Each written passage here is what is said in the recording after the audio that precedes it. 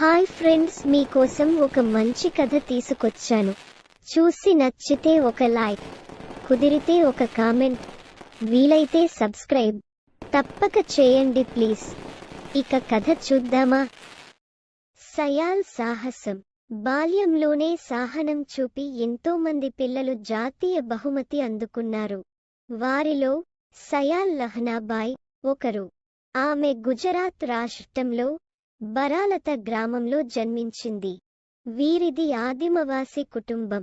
ఈమె తండ్రి కార్మికుడు. ఈమెకు ఇద్దరు సోదరులు, ఒక సోదరి. సయాలు చదువు, ఆటలు, సంగీతమంటే చాలా ఇష్టం. అదే గ్రామంలో నిర్మల అనే అమ్మాయి ఉండేది. ఆమె సయాల్కు మంచి స్నేహితురాలు. నిర్మలకు కూడా ఆటలంటే ఇష్టం.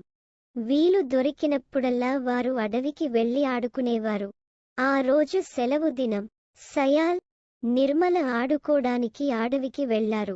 అక్కడ దాగుడుమూతలు ఆడారు. అప్పుడు హిస్ హిస్ అనే శబ్దం వినబడింది.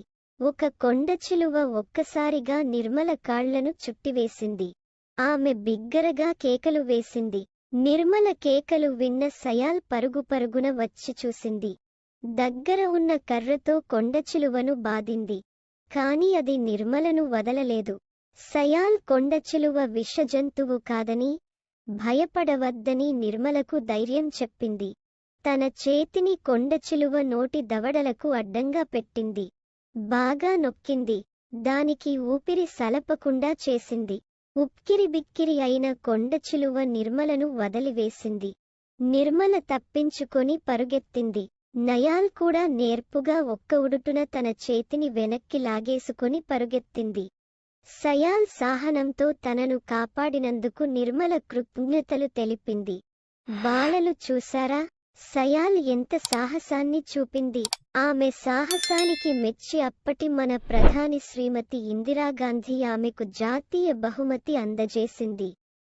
ఈ పాఠం చదివిన వాళ్ళు అందరూ ఒక లైక్ చేయండి. అదే విధంగా ఈ ఛానల్ను సబ్స్క్రైబ్ చేయండి. ఈ పాఠం ఏ సంవత్సరంలో చదివారో గుర్తుంటే కామెంట్ చేయండి.